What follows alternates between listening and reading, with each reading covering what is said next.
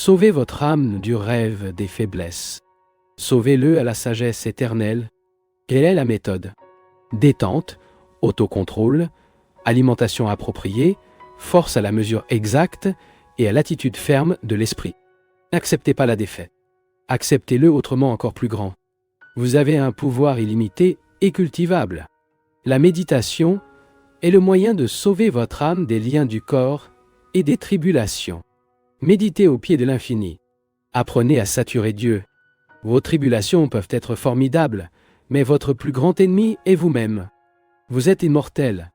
Les tribulations ne le font pas. Ils changent. Vous ne changez pas.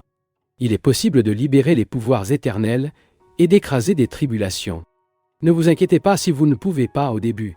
Contactez Dieu ou entendre votre coup à la porte du cœur. Pendant longtemps, vous vous êtes enfui, vous cachant dans le marais des sens. Le bruit de ses propres passions incontrôlées et l'écho de ses marches lourdes dans le monde matériel l'ont désactivé d'entendre l'appel intérieur divin. Arrêtez, calmez-vous, méditez profondément, et le cœur le silence surviendra la présence de Dieu. Dieu suit la loi. Tous ceux qui sont soumis à la loi peuvent le tester et en faire l'expérience par eux-mêmes. Les lois physiques doivent être interprétées par des sens physiques. Les lois divines doivent être comprises par la concentration, la méditation et l'intuition. Dieu ne se cache pas à la personne qui exerce la dévotion, l'amour, la méditation correcte et l'appel de l'âme. Dieu ne cesse d'entendre cet appel, mais ne répond pas toujours comme nous l'attendons. Lorsqu'une joie entièrement nouvelle et de plus en plus intense remplit votre silence, vous pouvez être sûr que vous avez contacté Dieu et qu'il répond à travers votre âme. Le recours à une méditation profonde mélangée à une dévotion extrême, dans les heures silencieuses de la nuit, la rupture du jour, ou la lumière diffuse du crépuscule, pour chercher des réponses à leurs désirs. Méditez et utilisez votre volonté avec engagement, jour après jour, semaine après semaine, et année après année, jusqu'à ce que le silence cosmique des âges soit brisé et vous obtenez la réponse. Vous n'aurez pas à attendre pendant les lustres car vous découvrirez dans une méditation profonde que la bénédiction divine vous entourera et vous dira à travers la voie de la paix. Vous devez découvrir quel type de prière apporte une réponse de Dieu. Les prières purement intellectuelles donnent une satisfaction intellectuelle mais ne fournissent pas une réponse consciente à Dieu. Les prières émotionnelles provoquent l'excitation, mais les prières de dévotion fournissent la joie sereine de l'âme. Pour obtenir une réponse à vos prières, vous devez prier intelligemment, avec une âme brûlante. Presque jamais à haute voix, la plupart du temps mentalement, sans révéler à personne ce qui se passe à l'intérieur. Vous devez prier avec une dévotion maximale.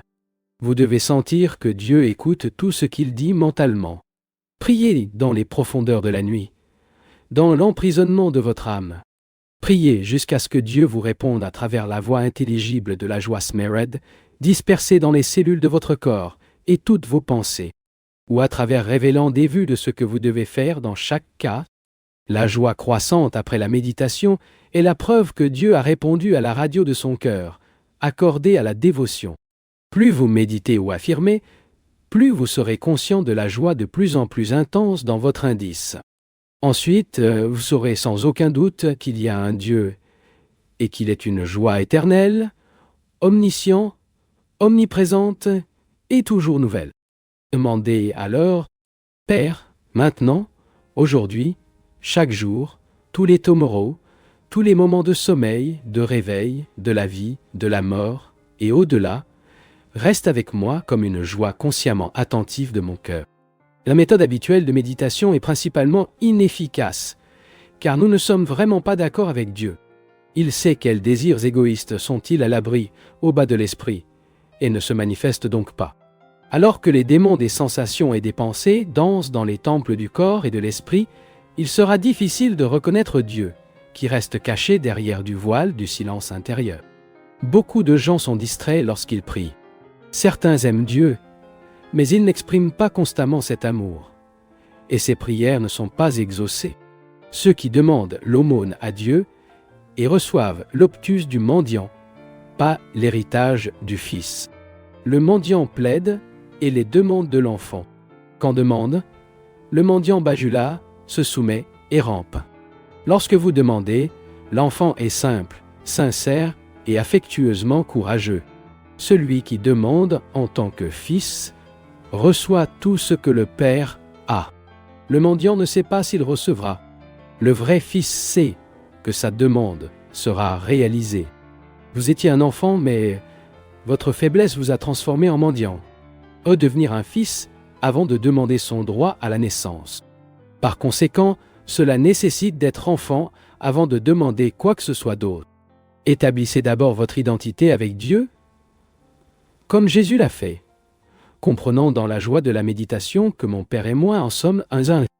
Ne vous demandez pas comme un mendiant, mais ajoutez votre âme éloignée par l'ignorance avec Dieu, restant constamment identifié avec la bénédiction, toujours en vous. Après avoir repris son joyeux contact avec Dieu, Benson, il peut demander mentalement la santé, la prospérité ou la sagesse. Ne vous découragez pas en raison de la maladie, de la pauvreté ou de la faiblesse morale. Mais rappelez-vous, la souffrance et le péché ne font que passer des incidents. En fait, vous êtes pour toujours un enfant de Dieu, même si le monde condamne et discrimine. Dieu vous cherchera toujours pour vous ramener à la maison. Ne vous inquiétez pas de ne pas le voir ou de l'entendre frapper à la porte de son cœur. La solitude est le prix à payer pour les contacts avec Dieu. La connaissance des lois qui donnent à hauteur les radios du corps, de l'esprit et de l'âme avec Dieu est nécessaire. Mais comme Dieu est également au-dessus de la loi, la dévotion est imposée pour attirer son attention. L'appel de dévotion, lorsqu'il est sincère, profond et continu, et complété par des efforts honnêtes en méditation profonde, obtiendra une réponse divine.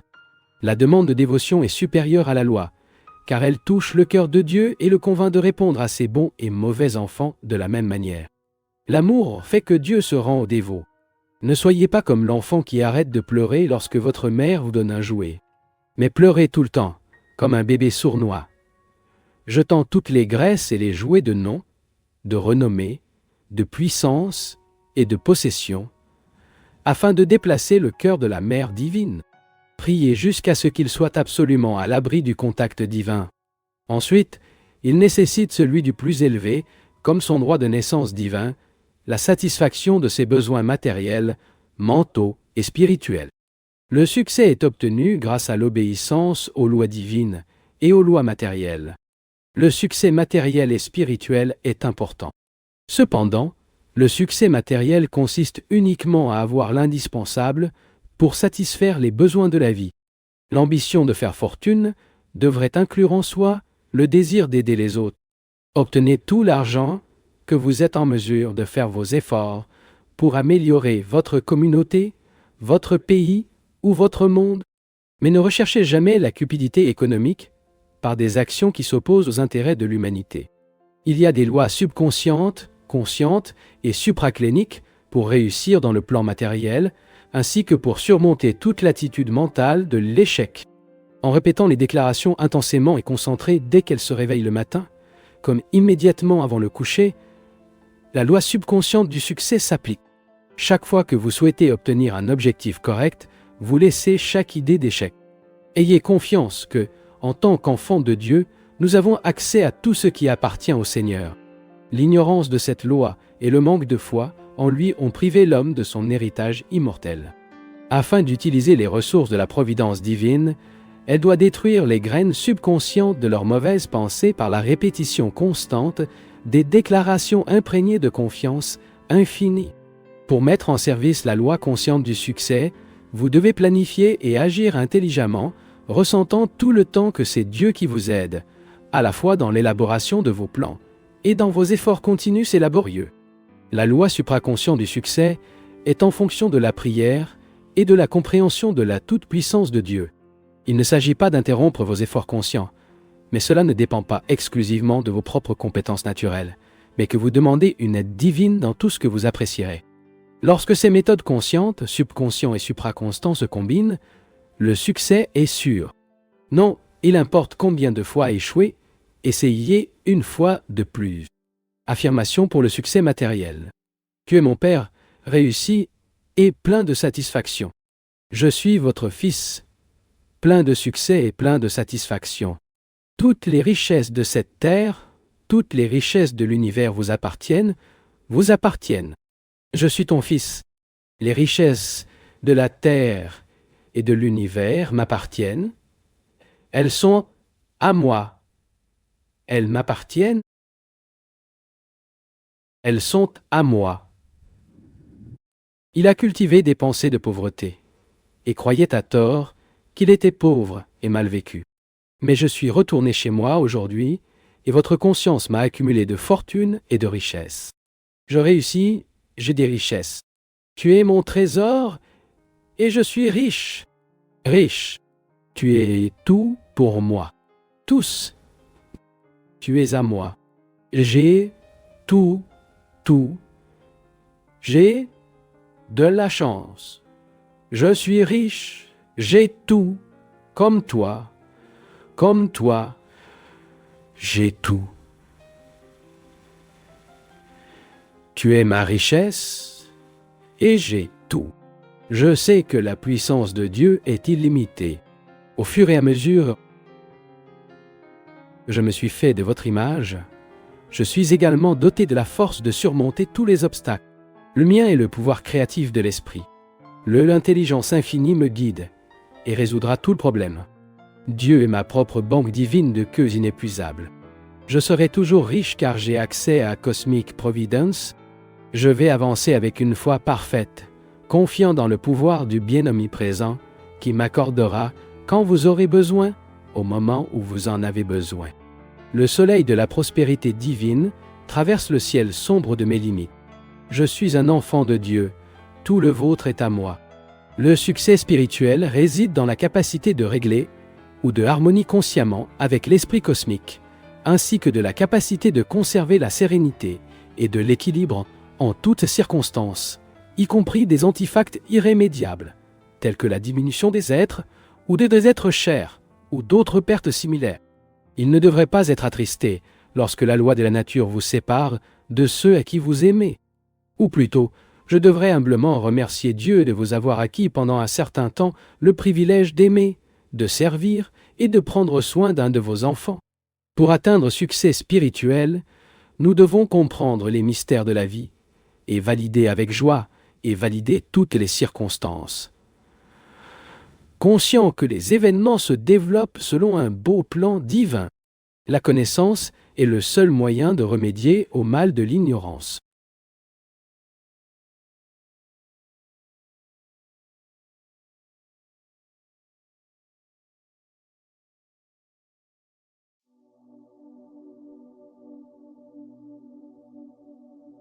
Tuez la peur, refusant d'avoir peur. Vous n'avez rien à craindre derrière les murs de la sécurité éternelle de Dieu. Même si vous combattez les vagues de la souffrance, ou avec la mort qui frappe à votre porte. Les rayons de protection de Dieu peuvent se passer de la menace des nuages et de l'apocalypse, calmer les vagues des vicissitudes et le garder en sécurité, que ce soit dans un château ou sur le champ de bataille de la vie, avec les balles des épreuves et sœurs autour de vous. Lorsque la peur survient, contractez et se détendez-vous, expirant plusieurs fois. Allumez la lampe calme et de relaxation. Laissez votre mécanisme mental éveillé et frissonner avec la vibration de la volonté. Ensuite, appliquez la volonté à l'équipement de la prudence, sans crainte et jugement équitable. Rendez-vous en continu pour produire des idées pratiques pour échapper aux tragédies spécifiques et imminentes. L'indulgence mentale, avec la peur, crée l'habitude subconsciente de la peur.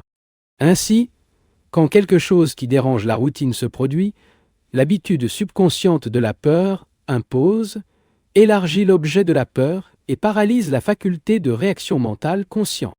Une fois que vous avez été créé l'image et la ressemblance de Dieu, il a tous ses pouvoirs et potentialités.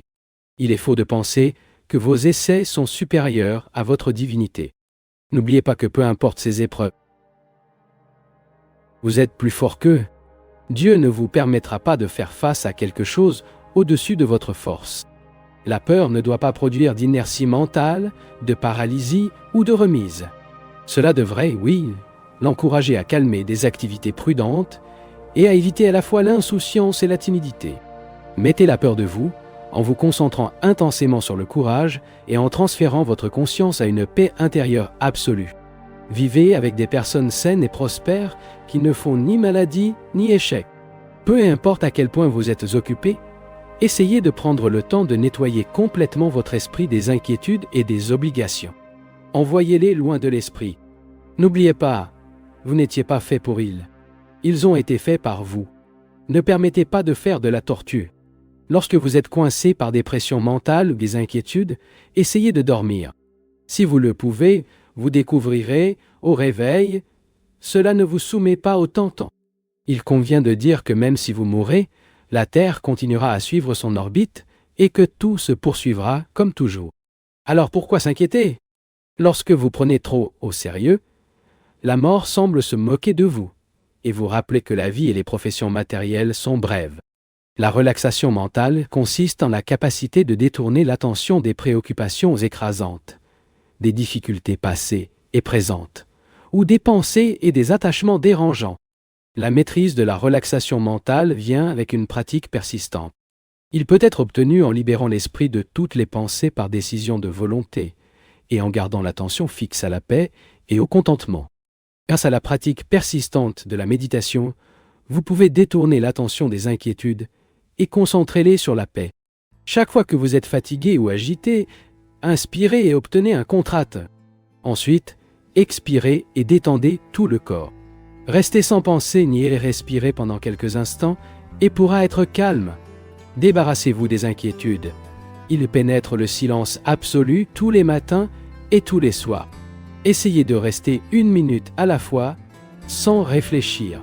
Surtout si vous êtes inquiet. Essayez ensuite de garder plusieurs minutes avec un esprit calme. Visualisez un événement heureux dans votre vie. Mentalement, reprenez la agréable expérience plusieurs fois jusqu'à ce que vous oubliez complètement les inquiétudes.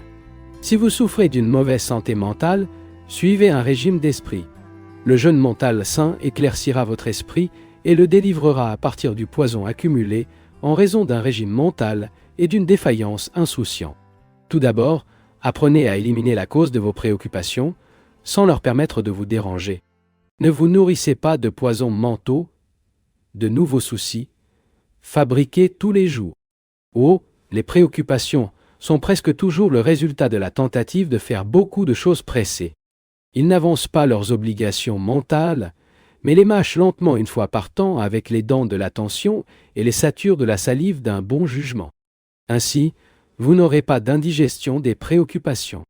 Chaque fois que vous décidez de ne pas vous inquiéter et de travailler, vous accrochez à votre résolution. Vous pouvez arrêter de vous inquiéter complètement. Dites-vous, je ne peux faire de mon mieux et rien de plus. Je suis heureux et heureux de faire de mon mieux pour résoudre mes problèmes. Et il n'y a absolument aucune raison pour que je m'inquiète. Lorsque vous vous inquiétez rapidement, buvez des eaux fraîches de la paix qui découlent de la source de chaque circonstance, vitalisées par votre détermination d'être heureux. Si vous avez décidé d'être heureux, rien ne peut vous rendre malheureux. Que vous vous décidiez ou non de détruire votre paix mentale, que se passera-t-il pour accepter la suggestion de circonstances malheureuses? Personne vous pourrait vous abattre. Pensez simplement à effectuer les bonnes actions sans repos et non à vos résultats. Laissez les résultats à Dieu en disant que j'ai fait de mon mieux dans les circonstances qui m'ont été données. Alors je suis content. 3 fois par jour, envoyez toutes les préoccupations. À 7 heures du matin, dites-vous que toutes mes préoccupations de la nuit ont disparu et de 7 à 8 refusent de s'inquiéter. Peu importe à quel point je suis ennuyeux que j'ai à l'avance, je jeûne les inquiétudes. De midi à 1 heure de l'après-midi, disons, je me sens heureux et je ne m'inquiéterai de rien.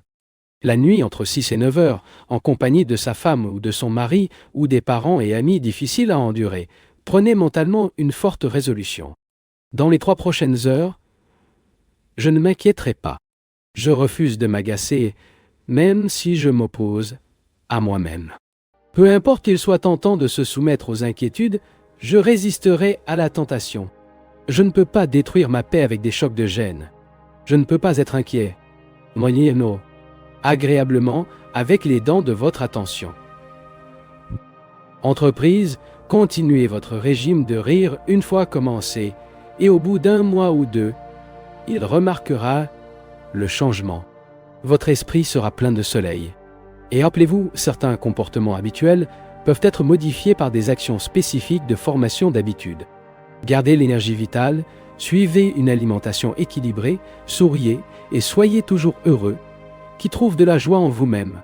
Constate que votre corps est chargé de courant électrique, d'énergie vitale, pas de nourriture, mais de Dieu. Vous pensez que ce n'est pas que vous puissiez sourire. Restez devant un miroir et tirez vos lèvres avec vos doigts pour armer un sourire avec vos doigts, pour armer un sourire.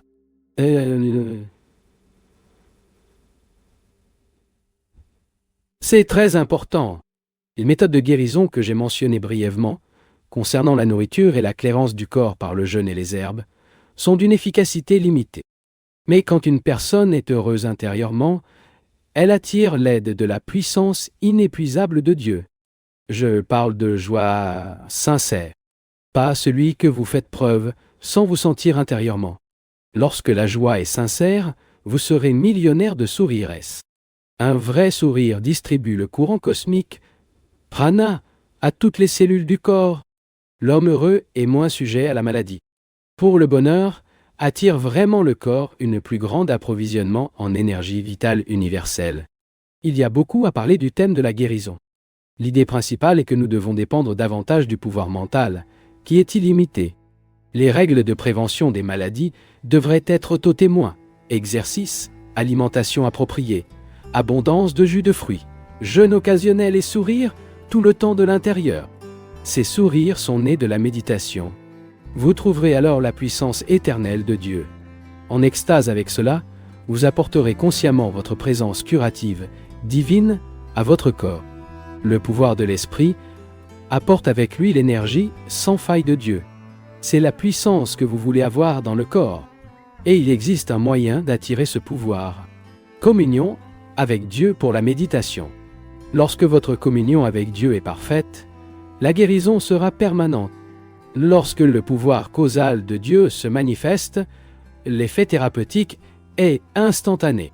Aucun temps n'est nécessaire pour que la cause mûrisse en vigueur. Beaucoup de personnes en détresse essaient d'invoquer ce pouvoir, mais lorsque la guérison n'est pas immédiate, ils perdent foi en le Seigneur, au lieu de continuer à chercher votre aide. L'homme qui s'accroche à Dieu est destiné à guérir, parce que Dieu sait que le dévot prie et ne peut manquer de répondre.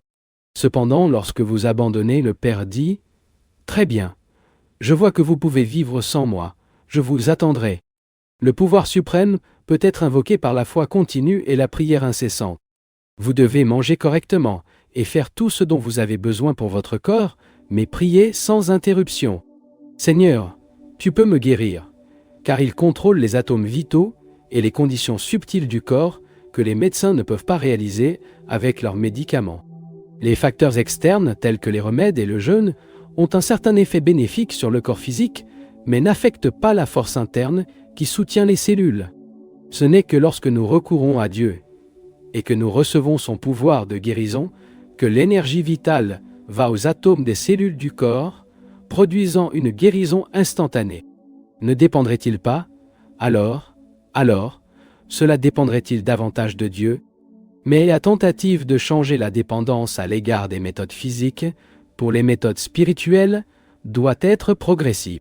Si une personne avait l'habitude de manger trop tombe malade et avec l'intention d'obtenir une guérison mentale, elle commence soudainement à jeûner. Elle peut être découragée. Si elle ne réussit pas bientôt, il faut du temps pour changer la façon de penser et passer de la dépendance de la nourriture à la dépendance de l'esprit. Pour être réceptif au pouvoir de guérison de Dieu, l'esprit doit être formé pour croire à l'aide divine. De cette puissance infinie vibre toute l'énergie cosmique, manifestant et soutenant chaque cellule de l'univers physique. Tout comme les images d'un film sont maintenues par un faisceau de lumière de la cabine de projection d'un cinéma, nous sommes tous soutenus par le rayon cosmique, la lumière divine émanant de la cabine de projection de l'éternité. Lorsque vous cherchez et trouverez le rayon de lumière, vous verrez votre puissance illimitée reconstruire les atomes, les électrons et la vitatron dans toutes les cellules du corps qui peuvent être défectueux. Communiez avec le grand thérapeute.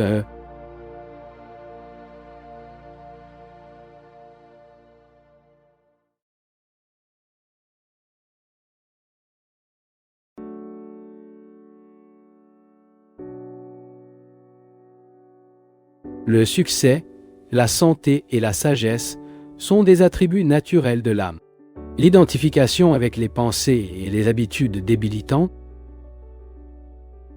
ainsi que le manque de concentration, de persévérance et de courage, sont responsables des tribulations dues à la pauvreté, à une mauvaise santé, etc. Vous paralysez votre collège pour chercher du succès avec des pensées de peur. Le succès et la perfection de l'esprit et du corps sont inhérents à l'homme, car il a été fait dans l'image et la ressemblance de Dieu. Pour réclamer ce droit de naissance, mais nous devons d'abord nous débarrasser de l'illusion de nos propres limitations. Dieu a tout. Sachez donc dans n'importe quelle situation qu'en tant qu'enfant de Dieu, vous avez tout ce qui appartient au Père. Non. Wow. Mais vous préférez être imparfait et pauvre. La conscience de posséder tout doit être une habitude mentale de chaque personne. Une nouvelle journée est une nouvelle opportunité pour l'ego humain, pour entreprendre de plus en plus d'actions héroïques. Faites face à chaque personne et à toutes les circonstances du champ de bataille de la vie avec le courage du héros et le sourire du conquérant. Quoi que vous soyez croisé sur votre chemin ou exigez votre attention, vous devez être considéré comme un devoir. Le devoir n'est pas imposé à l'homme pour un être supérieur. Il est un élan de la vie vers le progrès. Le devoir négatif est une source de maux qui peuvent être évités par la sagesse. Ne vous rapportez pas aux personnes qui se plaignent tout le temps de la vie. Ces gens peuvent ruiner leur spiritualité nouvellement désirée, qui ressemble à une plante à la terre qui pousse en vous. Évitez-les et essayez d'être toujours heureux. Quelles que soient les circonstances, Dieu ne se révèle à personne qui n'est pas heureuse et heureuse. Le vrai dévot ignore la faiblesse. Organisez résolument une caravane mentale de qualité noble, choisissant la volonté et le dévouement au leadership, et met sur le chemin. Sachez avec une foi inébranlable que tous les cœurs sont interdits du cœur, les rappels du désir finiront par gagner la liberté. Voyagez de l'avant et avancez toujours, accumulant les réalisations tout au long du voyage, mais ne se permettant jamais d'être collé à aucun d'entre eux. Il ne repose qu'après avoir atteint son objectif. C'est le vrai dévot. Le changement, même pour le mieux, est souvent vu avec suspicion. Si je renonce à tout, pensez-vous généralement que les gens ne vous retrouverez-vous rien? Il faut du courage pour modifier la connaissance de l'inconnu. Il n'est même pas facile de remplacer une douleur connue d'un bonheur inconnu, et donc incertain. L'esprit est comme le cheval qui a tiré son wagon de livraison pendant des années. Il s'est habitué au chemin quotidien et ne peut pas être facilement convaincu de changer de cap. Monde ne renoncent pas sans moins à leurs anciennes habitudes, même s'ils savent qu'ils ne font que souffrir.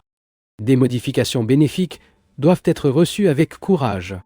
Si les espoirs de meilleures choses sont annulés pour la peur de leur obtenir, l'esprit ne sera jamais en paix. Acceptez le changement comme la seule constante de vie.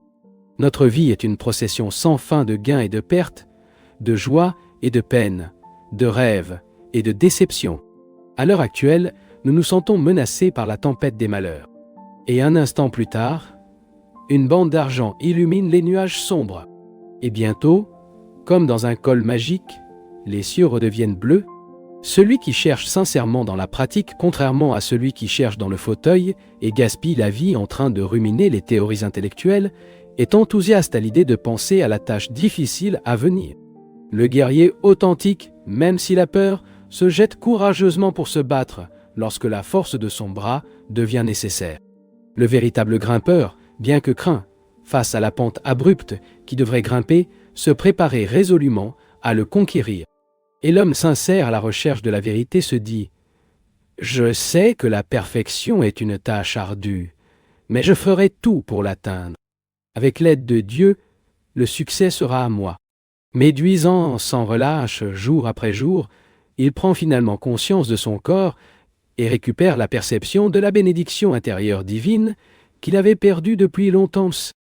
Débordé l'humeur, peu importe à quel point la faim, l'indulgence sensuelle, l'échec et la déception sont devenus arides, durs et secs, il peut être arrosé et fertilisé par les eaux vivantes de la communion intérieure.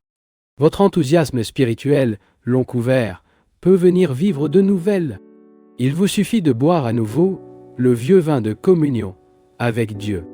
Dans le domaine de la fervente entreprise spirituelle, offrez la terre douce des perceptions renouvelées de l'âme, les graines du succès spirituel, et les voies dans une récolte de joie divine.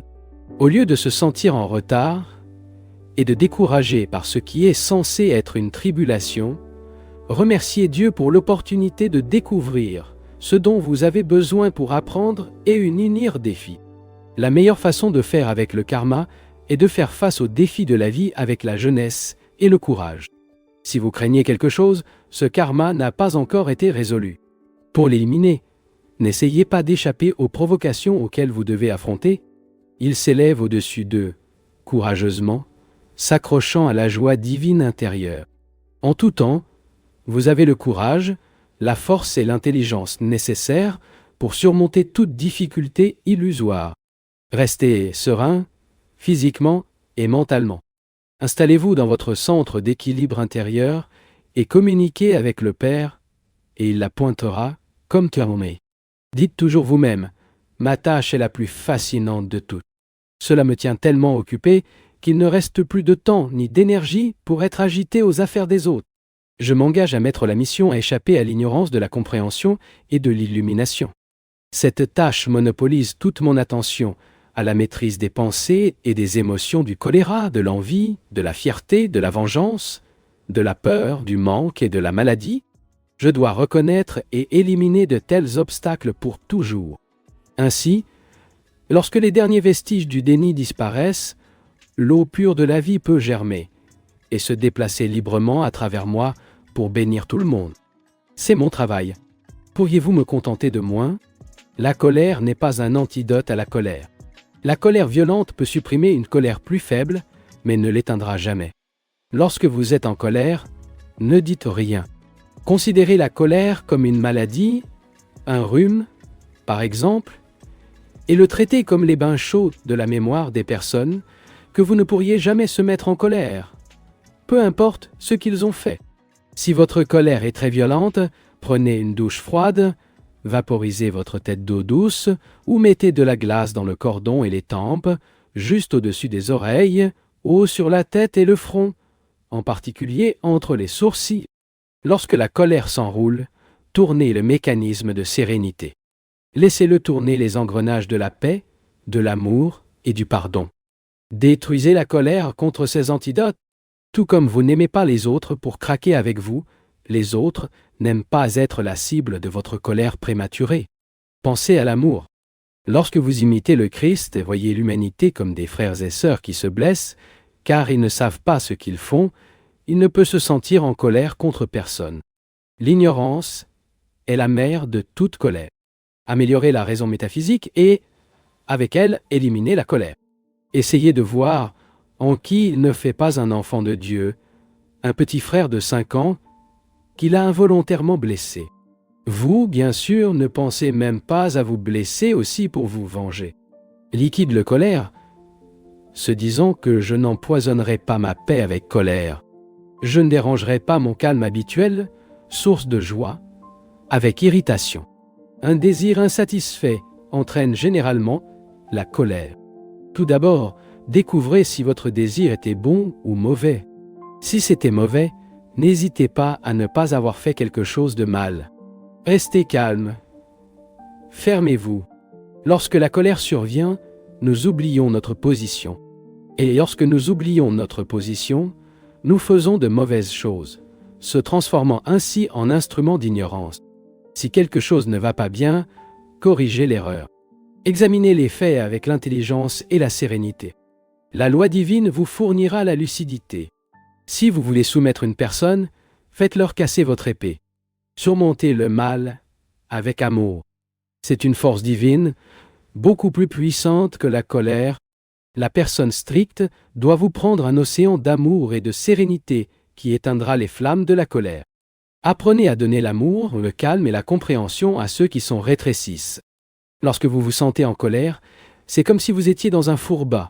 Tous leurs nerfs, cellules et viandes sont cuits dans la chaleur de la colère, ce qui cause parfois à mort. La colère apportée à l'extrême n'est pas sûre pour le corps, l'esprit ou l'âme. De nombreuses maladies sont causées par elle, ce qui déforme également les lignes du visage et provoque un vieillissement prématuré. Ne profanez pas votre visage et votre esprit, fait dans l'image et la ressemblance de Dieu. Jésus a révélé toute sa grandeur en disant « Père, pardonne-leur, ils ne savent pas ce qu'ils font. » De cette façon, cela s'est avéré être Dieu. Si en colère avait utilisé ses pouvoirs pour détruire les autres, l'humanité l'adorerait-elle aujourd'hui? Non. Jésus a breveté ses qualités divines et est toujours intronisé dans tous les cœurs. Il est le luminaire que nous suivons l'éternité. Une lumière qui nous réchauffe et fortifie. Chaque matin est le début d'une nouvelle journée et d'une nouvelle année. Tout comme je nettoie mon corps et le tour adapté aux activités quotidiennes, je devrais nettoyer mon esprit de la peur, des préjugés et négativité. Lorsque vous êtes malade, ne vous concentrez pas sur l'étendue de vos souffrances, mais formez une image mentale des années saines et saines que vous avez appréciées. Ce que vous avez déjà eu, vous pourriez avoir à nouveau si vous vous efforcez. L'abandon est le moyen le plus difficile et le plus difficile à long terme. Le moyen le plus simple est de se battre jusqu'à ce que vous gagniez. Combat la tristesse de joie. Détruisez les pensées malades de l'échec avec le tonique de la conscience du succès. Jouez les tribulations au feu de joie du bonheur. Nettoyez les plages de votre esprit de l'agitation et de l'ignorance. Établissez en vous le royaume du silence et le Dieu du bonheur. Il y aura pénétrance en prière, invitation ou flatteur. Le complexe d'infériorité est né du contact avec des pauvres de l'esprit et de l'esprit fragile, subconscient inné. Le complexe de supériorité jaillit de la fausse fierté et de l'ego gonflé. Les deux sont nocifs pour le développement auto-auto. Les deux sont nourris par l'imagination. Et aucun n'appartient à la nature vraie et omnipotente de l'âme. Renforcez l'autoconfidentialité en surmontant ses faiblesses. Trouvez l'autoconfidentialité dans les réalisations concrètes et sera exempte de complexes de supériorité et d'infériorité. Chaque nuit, calmez-vous et silencieux pendant au moins 10 minutes. De préférence, plus serein, avant de prendre sa retraite. Et encore le matin, avant de commencer les activités de la journée. Cela constituera une solide habitude de bonheur qui vous permettra de faire face à tous les défis de la bataille de la vie. Avec ce bonheur immuable en vous, essayez de répondre aux besoins de la vie quotidienne. Cherchez le bonheur de plus en plus dans l'esprit et de moins en moins dans le désir de gagner des choses.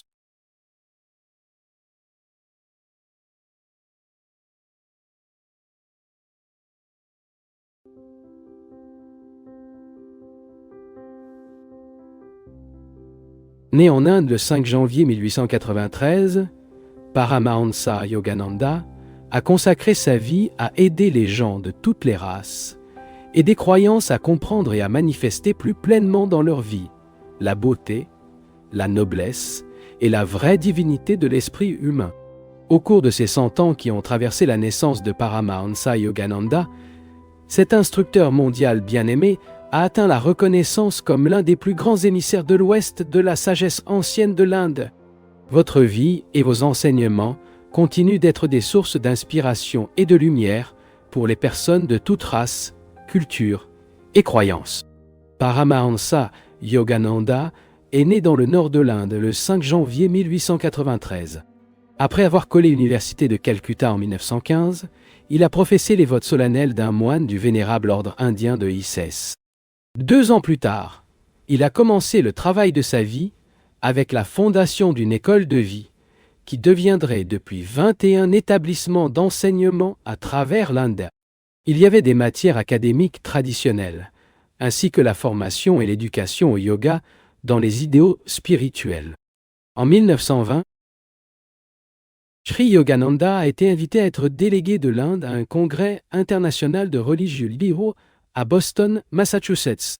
Son discours au congrès, traitant du thème de la science de la religion, a été reçu avec enthousiasme. La même année, il a fondé la bourse d'auto-réalisation pour diffuser ses enseignements de yoga dans le monde, l'ancienne science et philosophie de l'Inde. Au cours des années suivantes, il a enseigné et des conférences le long de la côte est des États-Unis et, en 1924, a entrepris un voyage pour prononcer des conférences à travers le continent. L'année suivante, il a créé le siège de son organisation à Los Angeles. Au cours de la prochaine décennie, Paramahansa Yogananda a voyagé intensément en donnant des conférences et des cours, dans lesquels il a instruit des milliers d'hommes et de femmes dans le science yoga de la méditation et de la vie spirituelle équilibrée. Enseigner l'unité sous-jacente, grande religion du monde, et aux méthodes de méditation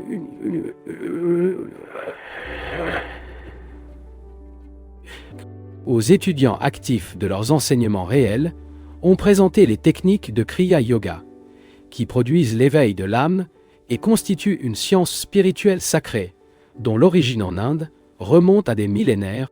L'histoire de la vie de Sri Yogananda a été publiée en 1946, après avoir été élargie par lui en 1951. La cupidité, comme une étape importante dans la littérature spirituelle depuis sa première édition, reste l'un des livres les plus respectés et les plus lus sur le yoga et la pensée orientale. Aujourd'hui, le travail humanitaire et spirituel qu'il a commencé se poursuit, sur la direction de Sri Dayamata, l'un de ses premiers et plus proches disciples et président de la Bourse de réalisation de soi, Yogodon Satsanga Society of India, depuis 1955, en plus de publier les conférences, travaux et conférences informelles de Paramahansa dans le Yogananda, y compris les leçons qui traitent science de la méditation, la société supervise également les temples, les retraites et les centres du monde, ainsi que les communautés monastiques de l'ordre de réalisation de soi et un cycle mondial de prière. À travers sa vie et ses enseignements, Paramahansa Yogananda a contribué à une œuvre d'un large éventail pour promouvoir une plus grande conscience et une meilleure appréciation à l'ouest de la sagesse spirituelle de l'Est de. Dans un article sur la vie et le travail de Sri Yogananda, le Dr Kinshaw Jr., professeur de religion comparative et sanskrit du Claremont College, a écrit Paramahansa Yogananda en Occident, non seulement la promesse éternelle que l'unité est possible de réaliser, nous offre, mais aussi une méthode pratique par laquelle ceux qui aspirent à la spiritualité dans tous les modes de vie peuvent poursuivre cet objectif rapidement. Apprécié en Occident au départ, uniquement au niveau le plus élevé et abstrait, l'héritage spirituel de l'Inde est désormais accessible comme expérience pratique pour tous ceux qui aspirent à connaître Dieu. Non pas dans le bayon, mais ici et maintenant. Yogananda a mis dans toutes les méthodes de contemplation les plus élevées. Paramahansa Yogananda est entré à Mahasamadhi, le temps ultime qu'un yoga quitte consciemment son corps à Los Angeles, en Californie, le 7 mars 1952. Après avoir terminé son discours sur le banquet en l'honneur de son Excellence Binay Sen, ambassadeur de l'Inde, l'instructeur du grand monde a démontré la valeur du yoga non seulement dans la vie, mais aussi dans la mort. Des semaines après une fête, son visage inchangé brillait avec la splendeur divine de l'incorruptibilité. Monsieur Ariao, directeur du cimetière Forest Lawn de Los Angeles, a envoyé à la bourse de réalisation de soi une lettre certifiée à partir de laquelle les extraits suivants sont extraits. L'absence de tout signe visible de décomposition dans le cadavre de Paramahansa Yogananda est le cas le plus extraordinaire de notre expérience. Aucune désintégration physique n'était visible dans le corps, même 20 jours après la mort. Aucune indication de bolor n'a été révélée sur sa peau et aucune sécheresse ne s'est produite dans les tissus organiques. Un tel état de préservation parfaite d'un corps, en ce qui concerne nos connaissances dans les annales mortuaires, est quelque chose sans parallèle. En recevant le corps de Yogananda, le personnel du cimetière s'attendait à observer, à travers la couverture du verre de cercueil, les signes habituels et progressifs de décomposition physique. Notre admiration s'est développée au fil des jours, sans apporter de changement visible dans le corps sous observation. Le corps de Yogananda est resté évidemment dans un état phénoménal d'immuabilité. Aucune odeur de décomposition n'a émané de votre corps à tout moment. L'apparition physique de Yogananda le 27 mars, juste avant de placer le couvercle en bronze dans l'arrivée, était la même que le 7 mars. Il semblait, le 27 mars, plein de frais et intact par la corruptibilité, comme la nuit de sa mort. Le 27 mars, il n'y avait aucune raison de si vous affirmer que votre corps avait subi une désintégration physique visible. Pour ces raisons, nous déclarons à nouveau que le cas de Paramahansa Yogananda est unique dans notre expérience. Le potentiel infini du son vient du verbe créatif, Om. La puissance cosmique vibratoire qui sous-tend toutes les énergies atomiques, tout mot prononcé avec une compréhension claire et une concentration profonde est capable de se matérialiser. Les mots saturés de sincérité, de conviction, d'intuition et de foi sont comme des bombes vibratoires, très explosives qui, lorsqu'elles sont activées, fragmentent les roches des difficultés et créent le changement souhaité. L'habitude mentale de maladie ou de santé a une puissante influence. La pertinèse, les maladies physiques ou mentales, ont toujours des racines profondes dans le subconscient. La maladie peut être guérie en arrachant ses racines cachées. C'est pourquoi toutes les déclarations de l'esprit conscient doivent être suffisamment intenses pour imprégner le subconscient, ce qui, à son tour, influence automatiquement l'esprit conscient.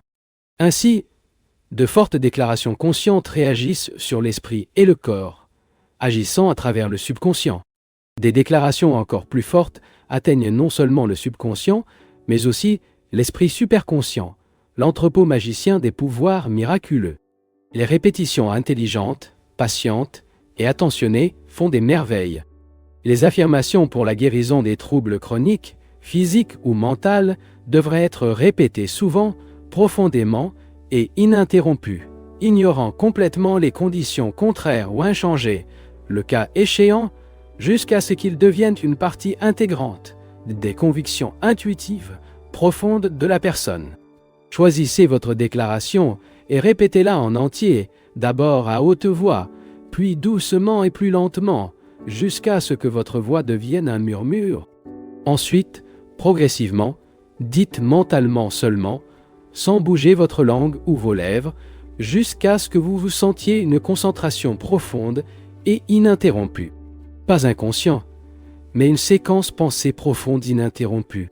Si vous continuez avec votre déclaration mentale, en plongeant de plus en plus profondément, vous ressentirez un sentiment croissant de joie et de paix. Pendant l'état de concentration profonde, sa déclaration sera mélangée au courant subconscient pour revenir plus tard, renforcée avec le pouvoir d'influencer l'esprit conscient par la loi de l'habitude. Pendant la période où vous ressentez une paix croissante, votre déclaration s'approfondit dans un domaine superconscient, puis revenu chargé du pouvoir illimité d'influencer votre esprit conscient et de satisfaire vos désirs. Ne doutez pas, et vous assisterez au miracle de cette foi scientifique. Les répétitions aveugles des demandes ou des affirmations, sans en même temps dévotion ou amour spontané, font de la personne un simple liqueur, ignorant la signification de leurs prières.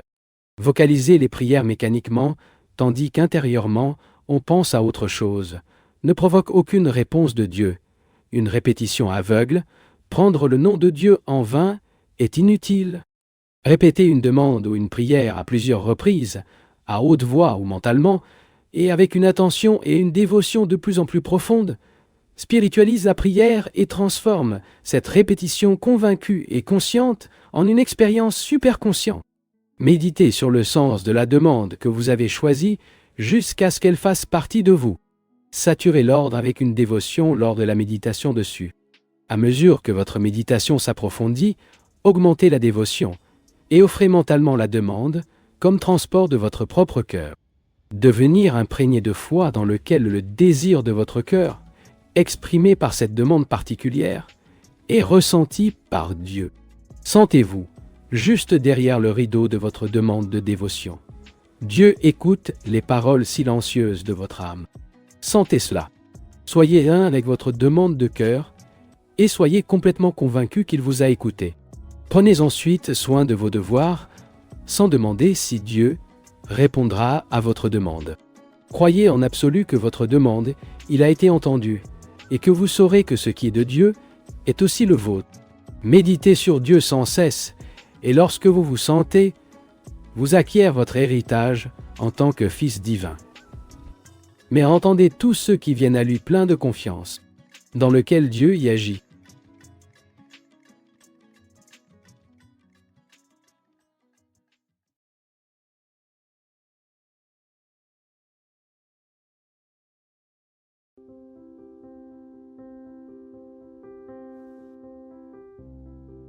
Lorsque vous prenez des expériences de vie en tant que professeur et apprenez d'eux la vraie nature du monde et le rôle que vous y jouez, ces expériences deviennent des guides précieux pour atteindre la satisfaction et le bonheur éternel. Dans un sens, le malheur est son meilleur ami, car il le pousse à chercher Dieu. Lorsque vous commencez clairement à voir l'imperfection du monde, il commence à rechercher la perfection de Dieu. L'hérité est que Dieu utilise le mal pour ne pas nous détruire, mais pour nous décevoir de ses jouets, les distractions de ce monde, afin que nous puissions la chercher. Le licenciement n'est rien d'autre que l'ombre qui projette la main de la mère divine. Lorsque vous étendez à caresse, n'oubliez pas cela. Parfois, lorsque la mère le caresse, sa main produit une ombre avant de le toucher. Donc, quand les difficultés viennent, n'imaginez pas qu'elle le punissait. Votre main, qui projette l'ombre sur vous, tient une bénédiction en vous étendant pour vous en rapprocher. La souffrance est un bon enseignant pour ceux qui apprennent avec lui rapidement et volontairement, mais devient terrant pour ceux qui résistent et sentent. La souffrance peut nous apprendre presque tout. Ces leçons nous encouragent à développer le discernement, l'auto-témoignage, le détachement, la moralité et la conscience spirituelle transcendante.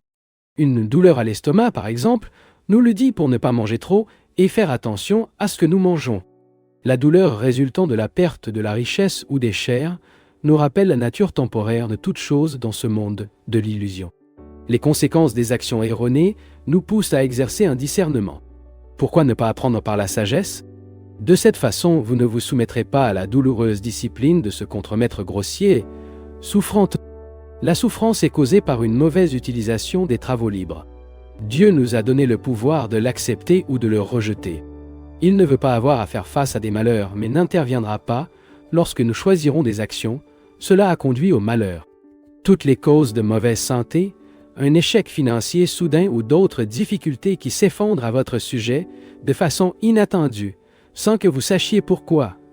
Vous avez été créé par vous, dans le passé, dans cette incarnation ou dans une autre, et qui a germé en silence votre conscience. Ne blâmez pas Dieu ou personne si vous souffrez de maladies, de problèmes financiers ou de troubles émotionnels. Vous avez créé les causes de ces problèmes dans le passé et précis, avec la plus grande détermination, pour les éradiquer maintenant. Il est très courant pour les gens d'interpréter gravement le sens du karma, d'adopter une attitude mortelle. Vous n'êtes pas obligé d'accepter le karma. Si je vous dis que quelqu'un est après vous, prêt à vous attaquer, parce que vous vous avez une fois agressé, et vous dites simplement « Eh bien, mon karma, et s'attend à ce que la personne attaque. Il est évident que vous recevrez un coup. Pourquoi n'essayez-vous pas de le calmer? Pacifiquant, vous pouvez réduire votre rancune et éliminer votre désir de vous attaquer. Les effets de vos actions ont beaucoup moins de pouvoir pour l'affecter lorsque vous ne permettez pas à l'esprit de les revenus. Rappelez-vous cela. Vous pouvez également résister à neutraliser les effets négatifs des actions erronées, passer avec les effets positifs déclenchés par les bonnes actions dans le présent, évitant ainsi un environnement favorable à la récolte du mauvais karma. Quand vous comprenez-vous comme un enfant de Dieu, ce que le karma peut avoir, qui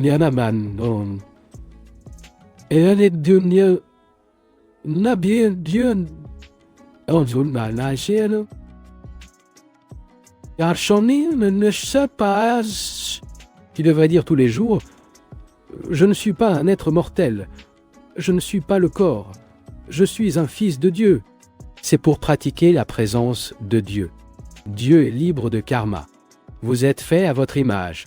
Vous êtes également libre de karma. Ne laissez personne dire que les souffrances et les problèmes que vous rencontrez sont votre karma. Vous n'avez pas de karma. Ankara a dit « Je ne fais qu'un avec l'esprit, Je suis lui. Si vous comprenez profondément cette vérité, vous serez un Dieu. Mais si vous continuez à vous dire « Je suis un Dieu » et pourtant, au fond, vous pensez « Mais il semble que je suis un être mortel », vous serez un être mortel. Si vous savez que vous êtes un Dieu, ce sera gratuit. Ne savez-vous pas que vous êtes le temple de Dieu et que l'Esprit de Dieu habite en vous? Si vous pouvez purifier et étendre votre esprit par la méditation et recevoir Dieu dans votre conscience, vous serez également libre de l'illusion de la maladie, des limites et de la mort. Si vous voulez dépasser le karma, essayez de comprendre ces trois vérités. Lorsque l'esprit est fort et le cœur pur, vous êtes libre. L'esprit est qu'il le relie aux douleurs corporelles. Lorsque vos pensées sont pures et que vous avez un esprit fort, vous ne pouvez pas subir les effets douloureux du mauvais karma. C'était l'une des choses les plus heureuses que j'ai découvertes. Dans un sommeil subconscient, vous êtes libre. Lorsque vous êtes dans l'extase, l'identification et l'identification avec Dieu, vous n'avez pas de karma. Pourquoi les saints disent priez sans cesse. Lorsque vous priez et méditez sans interruption, vous atteindrez le plan de la superconscience, où aucune perturbation ne peut y parvenir. Vous pouvez vous libérer du karma en ce moment à travers ces méthodes. Lorsque vous voulez que les perturbations karmiques infestent votre vie, vous endormez. Ou produisez des pensées pures et rendez votre esprit fort en acier, en vous disant « Je suis avant tout ». Ou, ce qui est mieux, dans une méditation profonde, entre dans l'état divin de la superconscience. Le bonheur de ce niveau de conscience est l'état naturel de votre âme. Mais vous avez oublié votre vraie nature pour passer autant de temps identifié au corps. Cet état d'âme, sans trouble, béni, est ce qui doit être enregistré. La nature de l'âme est bénie. Un état intérieur durable, de nouveau toujours. Toujours une joie changeante. Ce bonheur offre éternellement une joie impérissable à ceux qui l'ont accompli, même lorsque la personne traverse les épreuves de souffrance physique ou de la mort. Les remèdes matériels, les médicaments, le confort physique, le confort humain ont leurs indications pour disparaître la douleur. Mais la médecine maximale est la pratique de Kriya Yoga et l'affirmation que vous êtes un avec Dieu. Il s'agit de la panacée pour toutes les perturbations, la douleur et la privation.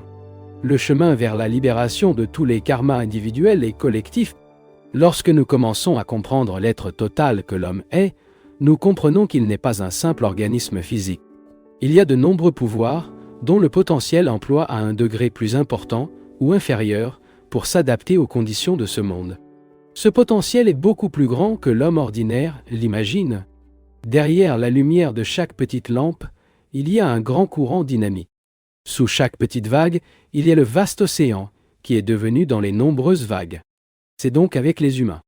Dieu a créé tous les hommes à son image et a donné la liberté à chacun d'eux. Mais vous oubliez la source de votre être et la puissance unique de Dieu qui vous est intrinsèque. Oh, les possibilités de ce monde sont illimitées. Le progrès potentiel de l'homme est illimité. Le réel, vous êtes la source prolifique de tout pouvoir. Mais vous, tous les jours, vous êtes juste un fragment de ce qui peut être externalisé et manifesté. La base, que vous êtes infini en potentialité. Vous êtes beaucoup plus grand que tout ou toute personne que vous avez hâte d'être. Dieu se manifeste en vous d'une manière, comme ne se manifeste dans aucun autre être humain. Votre visage est différent de celui des autres. Votre âme est différente de celle des autres. Vous êtes suffisant pour vous-même, car dans votre âme est le plus grand de tous les trésors. Tous les grands maîtres déclarent que dans ce corps est l'âme immortelle, une étincelle de ce qui soutient. D'où vient notre vraie personnalité? Venez de Dieu. Il est la conscience absolue, l'existence absolue et le bonheur absolu. En vous concentrant en interne, vous pouvez directement sentir la félicité divine de votre âme en vous et aussi. Si vous pouvez rester dans cette conscience, votre personnalité externe se développera et deviendra attrayante pour tous les êtres. L'âme est faite l'image de Dieu, et lorsque nous nous établissons dans la conscience de l'âme, notre personnalité commence à refléter sa bonté et sa beauté. C'est votre vraie personnalité. Toutes les autres caractéristiques que vous affichez sont une sorte de greffe. Ce n'est pas le vrai vous. L'impulsion impérative d'être et de faire ce qui est le plus noble, le plus beau de ce que nous sommes capables, est la force motrice de toutes les réalisations élevées. Efforçons-nous une perfection ici sur terre, car nous aspirons à récupérer notre unité avec Dieu. L'âme est absolument parfaite, mais quand elle s'identifie au corps, comme l'ego, les imperfections humaines déforment son expression. Le yoga nous apprend à connaître la nature divine en nous-mêmes et en nous. Grâce à la méditation de yoga, nous pouvons être conscients que nous sommes des dieux. Le reflet de la lune ne peut pas être clairement vu dans les eaux animées, mais lorsque la surface de l'eau est calme, un reflet parfait de la lune apparaît. La même chose se produit avec l'esprit. Quand il est calme, il reflète clairement le visage du salon de l'âme. Nous, en tant qu'âme, sommes des reflets de Dieu. Lorsque, à travers les techniques de méditation, nous éliminons les pensées agitées du lac d'esprit, nous envisageons notre âme, le reflet parfait de l'esprit, et comprenons que l'âme et Dieu sont ainsi. L'autoréalisation est la connaissance, perçue par le corps, l'esprit et l'âme, que nous ne sommes qu'un avec l'omniprésence de Dieu, que nous n'avons pas à prier pour nous, à nous, que nous ne soyons pas toujours près de lui, mais que l'omniprésence de Dieu est notre propre omniprésence, que nous en faisons maintenant partie comme nous le serons toujours maintenant partie, comme nous le serons toujours. Ce n'est que ce dont nous avons besoin est d'améliorer nos connaissances.